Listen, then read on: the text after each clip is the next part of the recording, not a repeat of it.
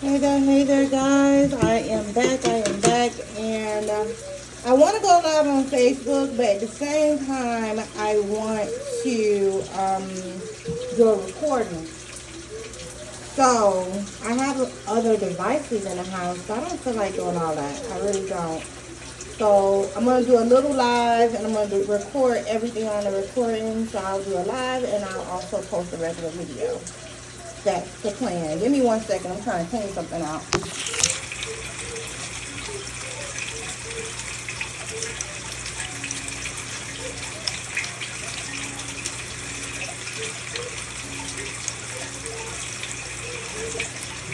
Alrighty, so first we're going to start off by testing the pH. My plants are struggling. This one's doing good. But those cabbages up there are struggling heavily. Like real bad. This one's struggling.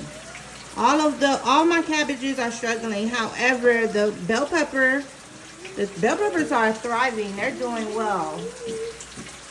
I always have problems with the bean plants, but sometimes they're doing really good. Sometimes they struggle. So right now they're doing the rating from 0 to 10.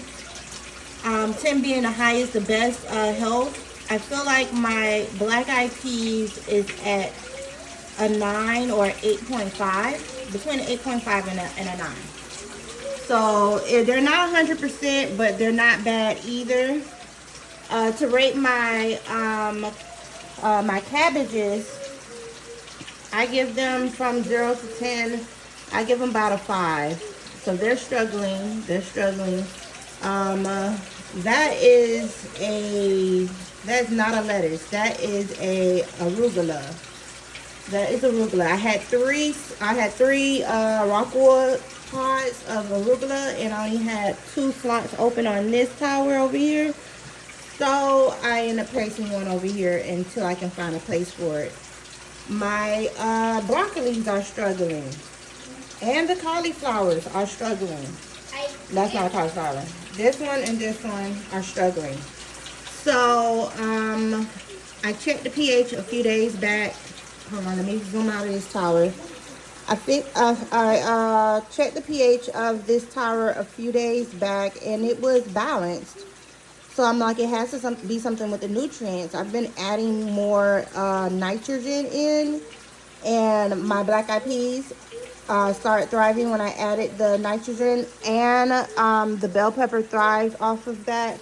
All of them I saw improvement on all of my plants when I added the nitrogen. But it's like, how much nitrogen do I really need here? You know, so because you can do too much. So I've been adding more, and I'm not going to add any more for at least another 2 days in this unit. But now I want to check and see where's my pH. And not to mention in this video, I'm also, matter of fact, not in this video, I'm just going to do a separate video. I'll be starting my my grow for my potatoes, and I'm hoping I didn't let it sit out a little bit too long. I feel like this one's starting to rotten, so I'm going to go ahead and put that to the soil, and hopefully I get a grow out of that. If not, I'll just dig those bad boys out the soil, and I'll try again, because this is my first time doing indoor hydroponics with real soil, real dirt. This is my first time doing it indoors. So there's room for error. There's room to, change the method up and try again. So just like what I did with the garlic, like, I planted 5. I knew one was a struggle. The other 4 was doing well, but 3 died, and only 1 is still alive right now. So the garlic didn't go as well as I wanted. I'm going to start another set of garlic, and I'll add it to the pot. And hopefully, I think what I did wrong with the garlic, I think what I did wrong with that garlic, I think I didn't plant them deep enough, and that's why they died. I pulled one out, so that's, I pulled one out of the soil. But anywho, let's get into the purpose of this video, which is to check the pH balance of both of my towers. So all you're going to do is just go ahead and scoop up some of that water into your tube. Close your water supply back up, because you don't want to make a mistake and waste anything in here. Hold on. You're going to get your test tube, your pH tester. and get yourself one of these. So we're gonna put about 4 to 6 drops in this. That's what I like to do. That was more like 7. And then you put your cap back on and shake it up. See, it's where it should be at. It's about a 6, not a 5.5. I want it to be a 6, 7. You know what? I want it to be about a 6.5. So what I'll do is I'll put a little bit of pH upper in it, which I have a little bit left in this small bottle, and we'll up that a little bit more than where it's at right now. And then we'll go over to the other tower and we'll test it out over there and see what's going on, because this one is doing quite well compared to the Aerial Springs. So the Aerial Springs are struggling a lot over there. So I had to get to the bottom of this shit today, because I'm gonna have moving forward, my work week is gonna be crazy. So I'll put the last little bit out in there. No more in that bottle. I'll trash that. That should pH up it to at least a 6.5.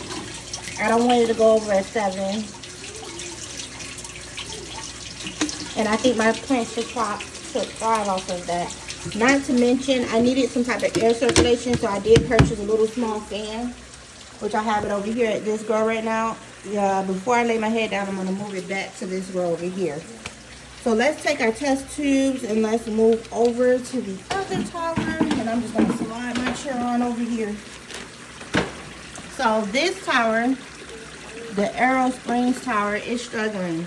My tomatoes are struggling. 1 minute they're thriving, they're doing great, and next minute they're dying. And then I'll get it back together a little bit and they'll start dying again.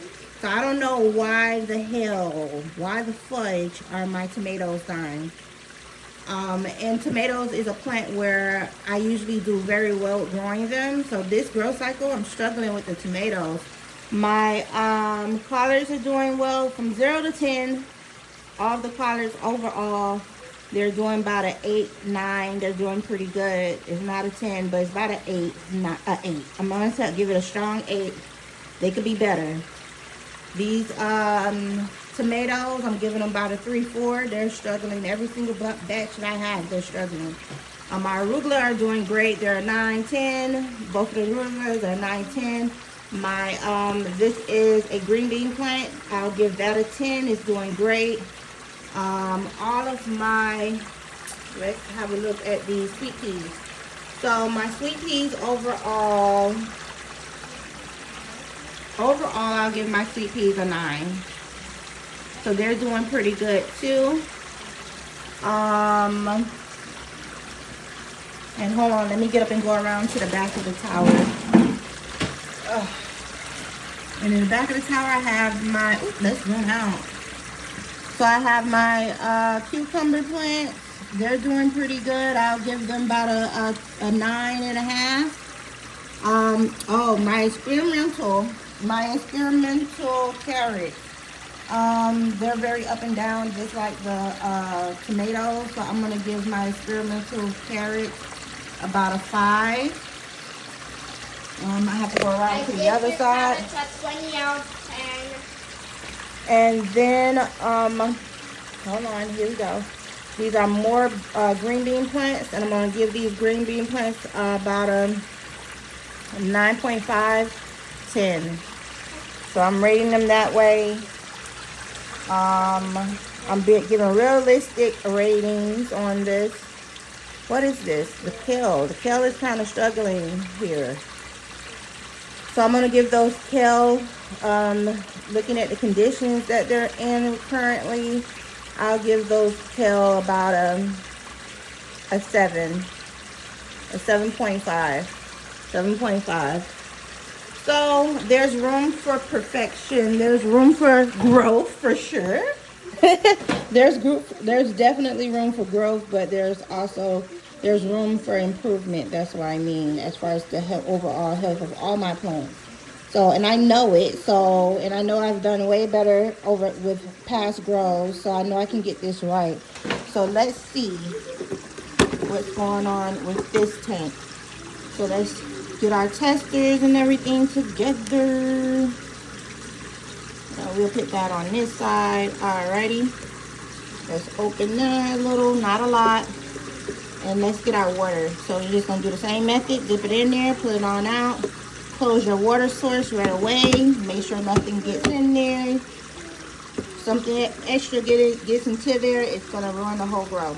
And yes, I know my my labels look horrible on this grow, but my labels are old.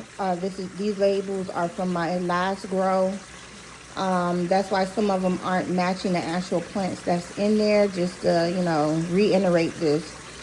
So my label maker is working, but I broke the computer. So Dell and I broke the computer, so I'll be buying a new one. So until then, I'm going to work with the labels that I have, and eventually I'll get that off of there. But until then, there's nothing wrong with those labels. They're still showing the name.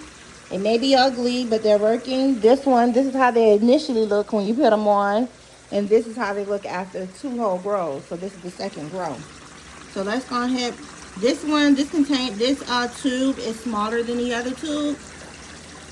So we're gonna put about 4 or 5.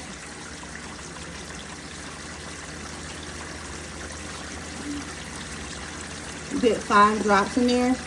Now we'll see what's going on with that, because I'm trying to figure out why my plant's dying in this unit. The pH has to be off. It's green. So what the fudge, guys? No, that's a 5.0. That's a 5.5. I need more upper in this one. So let me pause the video and I'll grab more upper. That's why my plants are dying, because the pH is too low. I have a new bottle of pH upper here. I have to take the plastic off, and we're gonna add some in there. So as we can tell, that pH is a 5.5. That's way too low. We want to keep it between a 6 and a 7. A 6.5 would be great. So let me open up the tank, and I'm just gonna pour that pH upper on in there. I think that's about enough. Some people measure, I don't. I eyeball it, guys, because I'm used to doing this at this point. So I just eyeball it. So that should do the trick. And I'll check that probably I'll check it before I go to sleep. I'll check it again later on. Give it a time to mix on in there in the water. That's plant debris, plant matter. I have to wipe this down. But anyways, now I know why the plants are dying here. It's because the pH is completely off. So it's going to take some time for that to mix in. So I'm going to give it about an hour, and I'll come back and test it one more time. So when I'm done with my sush, I'll go ahead and test it out. My son, I'm going to get him. He stay leaving his plate on the table and don't even take the time to throw it in the trash. So that's it for this video. I'll be back, and like I said, I'm gonna move this little fan I just bought here, because this unit has a fan at the top, and I'll put that fan for here and between the nursery back there, and I'll be back because I'm getting ready to start my process with the potatoes. So peace out, guys.